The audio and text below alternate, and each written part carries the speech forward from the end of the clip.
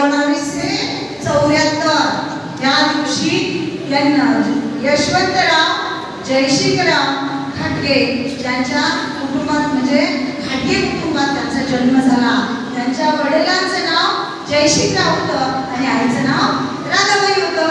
जयशिंगरावांना म्हणजे त्यांना अप्पासाहेब त्यांचं नाव होतं। जयशिंगरावांचं म्हणजे त्यांच्या शाहू महाराजांच्या वडिलांचं। आणि शाहू महाराज ही पदवी त्यांना कशी मिळाली, शाहू महाराज नाव कसं लागलं त्यांना, तर ते एक दत्तक पुत्र होते ज्यांना दत्तक घेतले, ज्यांनी यांना शाहू महाराजांना दत्तक घेतलेलं होतं त्यांनी त्यांचं नाव शाहू महाराज असं ठेवलेलं होतं। आणि विशेष म्हणजे ते पूर्वीचे क्षत्रिय जे होते तर त्या क्षत्रियांनी राजर्षी ही पदवी त्यांना बहाल केली होती। म्हणून आपण आज पण काय म्हणतो, छत्रपती राजर्षी शाहू महाराज असं म्हणतो की नाही? आहे सगळ्यांचं लक्ष इकडे, म्हणतो की नाही राजर्षी शाहू महाराज? मग ही पदवी आपल्याला कशी मिळाली हे सुद्धा आपल्याला माहिती पाहिजे। त्या काळामध्ये पूर्वी नावाचे क्षत्रिय लोक होते, त्यांनी ही पदवी कोणाला बहाल केली होती? शाहू महाराजांना।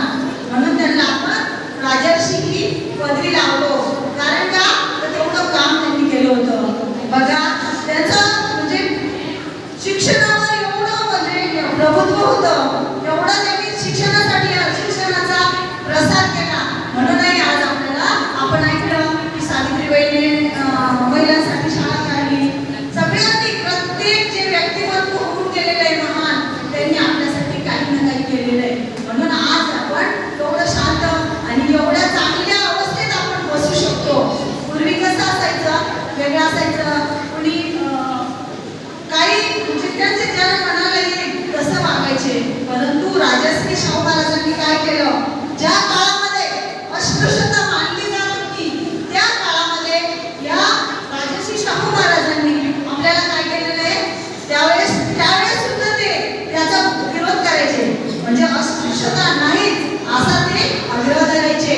ज्या ठिकाणी दुसरे लोक जात नव्हते, अस्पृश्याच्या तिथं जात नव्हते, तिथं आपले शाहू महाराज जाऊन अगत्यानं चहा पिऊन यायचे। म्हणजे त्यावेळेस त्यांनी हा लढा दिलेला आहे बघा। आणि एवढंच नाही तर राजर्षी शाहू महाराजांनी शिक्षणासाठी, संगीतासाठी, कलेसाठी आणि उद्योगासाठी सुद्धा खूप प्रयत्न केलेले आहेत आणि खूप असं कार्य त्यांनी केलेलं आहे। आणि बघा राजर्षी शाहू महाराज तुमच्यासाठी लहान होते, मोठ्या माणसाचं तर तुम्हाला कळणार नाही सांगितलेलं, परंतु त्या सुद्धा आपल्यासारखं लहानपणातून मोठं व्हावं लागलं आणि मोठे संघर्ष त्यांना करावे लागले। बघा त्यांच्या लहानपणात आपल्यासाठी सुविधा होती का?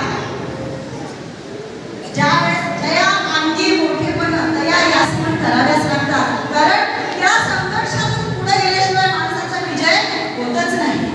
बघा तसंच शाहू महाराजांनी सुद्धा तुमच्यासाठी होते, तशी त्यांची कुशाग्र बुद्धी होती आणि कुशाग्र बुद्धी असल्यामुळं त्यांनी सगळं काही आत्मसात करत आपल्यासाठी जो लढा दिला, जे शैक्षणिक क्षेत्रामध्ये खूप मोठा त्यांनी शिक्षणाचा प्रसार केला।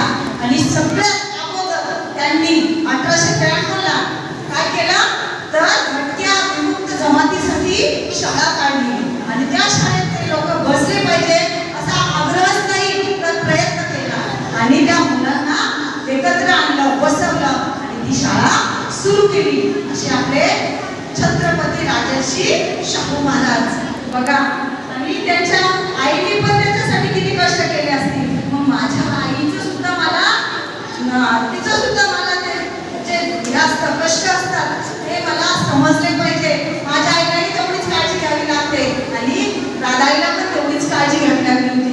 म्हणून एवढं मोठं महान रत्न आपल्या समोर आज दिसतंय आपल्याला। बघा कसा काळ होता तो, त्यांचा पोशाख कसा होता त्याच्यावरून तुम्हाला लक्षात येईल की त्या काळी काय सुविधा होत्या।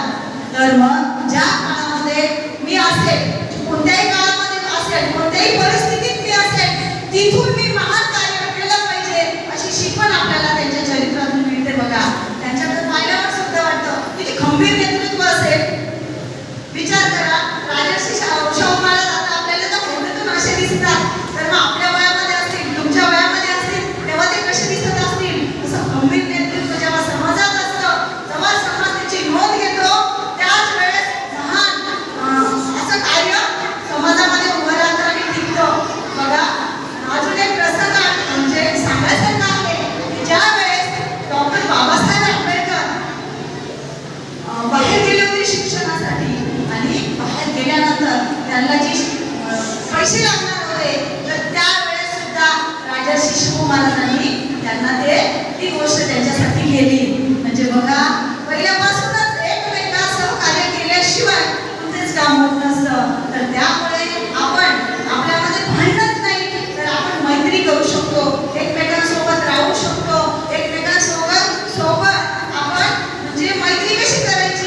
एकदम निस्वार्थ मैत्री करायची.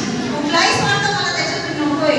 स्वार्थ मला हाच पाहिजे की माझा समाज पुढे गेला पाहिजे, माझं राष्ट्र पुढे गेलं पाहिजे, माझा देश पुढे गेला पाहिजे आणि पर्यायी जगच पुढे गेलं पाहिजे.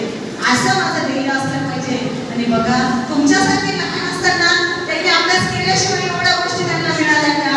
त्याच्यामुळं आपण नुसतंच भाषण करून मोकळं व्हायचं नाहीये, तर आपल्याला तसं वागायचं पण नाही. जर आपण आतापासूनच तसं वागलो तर नक्कीच आपण राजर्षी शाहू महाराजांची पदवी घ्यायला मागे हटणार नाही.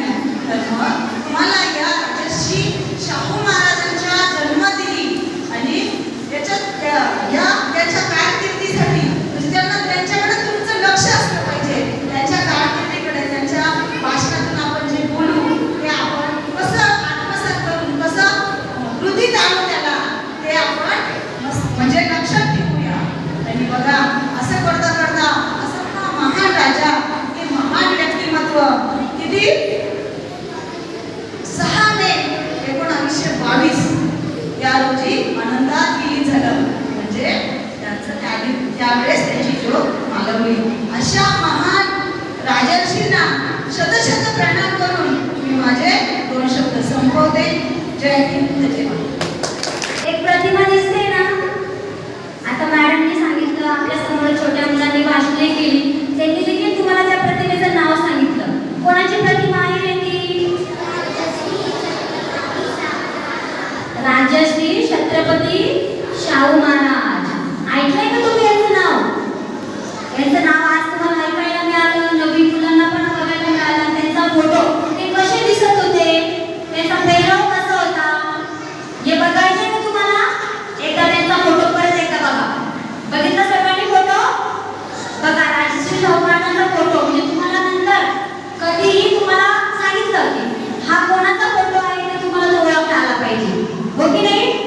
बघा, तुम्हाला मॅडमांनी, आपल्या सोनल मॅडमने तुम्हाला अतिशय छान असं मार्गदर्शन केलं, हो की नाही? शाहू महाराजांनी काय काय कार्य केलं हेही त्यांनी तुम्हाला सांगितलं, बरोबर? तर बघा मुलांनो, तुम्हाला राजश्री छत्रपती शाहू महाराज असं नाव मुलांकडनं, मॅडमकडनं सांगण्यात आलं. तर राजश्री त्याचं नाव होतं का रे? कोणाला सांगता येईल का राजश्री महाराजांचं नाव होतं का? नाही. तर राजश्री ही महाराजांना मिळालेली उपाधी होती. बघा, आता तुम्ही महात्मा फुले, महात्मा गांधी, लोकमान्य टिळक यांच्या नावापुढे पण उपाधी ऐकलेला आहे ना? तसंच शाहू महाराजांच्या पुढे राजश्री ही उपाधी लावण्यात आलेली आहे. आणि पूर्वी लोकांनी त्यांना ती उपाधी देण्यात आलेली, पण त्यांना राजश्रीच उपाधी दिली. त्यांना महात्मा का नाही बोलले, त्यांना लोकमान्य का नाही बोलले, अजून दुसरी अशी उपाधी का नाही देण्यात आली त्यांना? कारण राजश्रीचा अर्थ असा होतो की महाराजांचा महाराज. बघा, महाराजांचे महाराज ते होते राजश्री शाहू महाराज. त्यामुळे त्यांना राजश्री उपाधी देण्यात आली. आता तुमच्या सर्वांच्या लक्षात राहील का की महाराजांना राजश्री उपाधी का देण्यात आली? कारण ते महाराजांचे महाराज होते असं त्यांना का म्हटले? कारण हे बघा मुलांना, सगळ्यांनी लक्ष देऊन ऐका, ज्या वेळेस आपण समाजासाठी काही महान कार्य करत असतो ना, तेव्हाच आपल्याला अशी उपाधी मिळत असते. मग तुम्हाला पण आपल्या समाजासाठी, आपल्या देशासाठी करायचंय ना काम? कोणाकोणाला करायचंय आपल्या देशासाठी काम? बघा, आपल्या सीमेवर आपले जे देशासाठी जे सैनिक असतात ना, ते रात्रंदिवस काय करतात? तिथे पेरे देत असतात, रक्षण करत असतात ते आपल्या देशाचं. त्यामुळेच आपण हातखाली घ्यावं, त्यामुळेच आपण या ठिकाणी सुरक्षित असं जीवन जगत असतो आपण आपल्या राज्यामध्ये, जिल्ह्यामध्ये, गावामध्ये, हो की नाही? तर तुम्हाला आता इथे लक्ष द्यायचं आहे. आता तुम्ही छोटे मुलं आहात, बरोबर?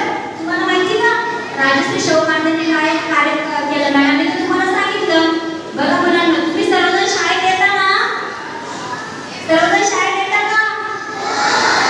बघा, जेव्हा शाहू महाराज राजे होते ना, त्यावेळेस तुमच्यासारखे छोटे छोट्या मुलांना शाळेत येण्याची परमिशन नव्हती. तुम्हाला सगळ्यांना शाळेत यायला मिळतं ना, तर त्यावेळेस तसं नव्हतं. त्यावेळेस काय होतं, जे उच्चवर्णीय लोक होते ना, बस त्यांनाच शिक्षण दिलं जायचं.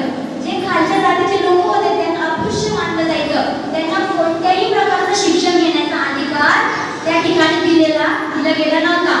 मग राजश्री शाहू महाराजांनी काय केलं की खालच्या जातीच्या लोकांसाठी त्यांनी शाळा तयार केल्या आणि मग त्या मुलांना शाळेत यायला मिळालं आणि त्यांनी प्राथमिक शिक्षण सक्तीचं आणि मोफत केलं. बघा तुमच्यासाठी सुद्धा तुमचं शिक्षण सक्तीचं आणि मोफत आहे, हो की नाही?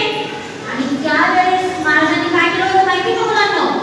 जो मुलगा शाळेमध्ये येणार नाही, मी पण ऐका, तुम्हाला पण अशी पनिशमेंट करावी लागेल. ऐकून घ्या महाराजांनी काय पनिशमेंट केली होती. जे मुलं शाळेत येणार नाही त्यांना 1 रुपया दंड. त्यावेळेस त्यांनी काय केलं होता, 1 रुपयाचा दंड ठरवलेला होता. जेणेकरून हे का होतं, त्यामागे महाराजांचे काही पैसे जमा करण्याचे हे होतं का? नाही. तर सगळ्या मुलांनी शाळेत यावं हा त्यांचा आग्रह होता आणि असा आग्रह होता. पण काही मुलांना आता काय झालं की दुरून येणारे जे मुलं आहेत, कोल्हापूर संस्थानामध्ये सक्तीचं आणि मोफत शिक्षण देण्यात येत होतं. पण दुरून येणारे जे मुलं होते त्यांना राहण्याची, येण्या जाण्याची, खाण्यापिण्याची सोय व्हावी यासाठी महाराजांनी वसतिगृह तयार केले. वसतिगृह म्हणजे माहिती का तुम्हाला काय असतं? हॉस्टेल. माहिती का हॉस्टेल सर्वांना? बघा त्यावेळेस ते हॉस्टेलवर मुलं वसतिगृहामध्ये मुलं राहायचे. आता तुमच्यासाठी शाळेच्या बस आहे, इतकी सुंदर भौतिक सुविधायुक्त शाळा आहे, इतके सुंदर आदर्श शिक्षक आहे तुम्हाला शिकवायला, तरीही तुम्ही काय करता? तुम्हाला काय होतो? कंटाळा येतो, अभ्यास करण्याचा कंटाळा येतो, शाळेत येण्याचा कंटाळा येतो ना? येतो का कंटाळा? बघा हुशार मुलं जे आहे ना त्यांना कधीच कंटाळा येत नसतो. त्यामुळे तुम्ही सर्वजण आता रोज शाळेत येणार, मी पण शाळेत येणार, तुम्हालाही पण पनिशमेंट करावी लागेल, हो की नाही? बघा आता तुम्हाला आता मॅडमनी जे काही अतिशय छान अशा शब्दामध्ये तुम्हाला समजेल शब्दामध्ये मॅडम तुम्हाला ठिकाणी मार्गदर्शन केलं. समजलं सर्वांना? समजलं ना सर्वांना? ठीक आहे, या ठिकाणी मी थांबते. धन्यवाद. आताच आपण काय केले? राजर्षी शाहू महाराज यांची जयंती साजरी केली, हो की नाही? आपला कार्यक्रम छोटा थोडक्यात होता, ओके. तरी पण आता बघा आपल्या या कार्यक्रमासाठी वक्त्या म्हणून आपल्या श्रीमती सोनवणे मॅडम यांनी आपल्याला अतिशय छान मोलाचे मार्गदर्शन केले. त्याबद्दल मी त्यांचे आभार व्यक्त करते. त्याचप्रमाणे आजच्या कार्यक्रमासाठी लाभलेल्या आपल्या कार्यक्रमाच्या अध्यक्षा श्रीमती खैरनार मॅडम यांनी आपल्याला अध्यक्षीय भाषण करून खूप छान मार्गदर्शन केलं. त्यामुळे सर्वांच्या वतीने मी त्यांचेही आभार मानते. त्याचप्रमाणे काही विद्यार्थिनींनी आपले मनोगत थोडक्यात पण एकदम सुंदर असं मनोगत व्यक्त केलं. त्या विद्यार्थिनींचेही आभार मानते.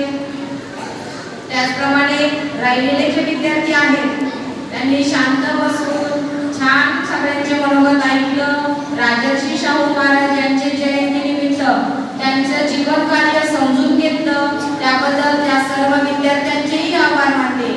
आणि त्याचप्रमाणे आपल्या शाळेतील सर्व सहकारी शिक्षक शिक्षिका यांनी स्वतःच्या सर्व जबाबदाऱ्या व्यवस्थितपणे पूर्ण पार पाडल्या. त्यामुळे अध्यक्षांच्या वतीने त्याचप्रमाणे कार्यक्रमाच्या संयोजकांच्या वतीने त्यांचेही आभार मानते. आणि आजचा कार्यक्रम या ठिकाणी संपन्न झाला असं जाहीर करते.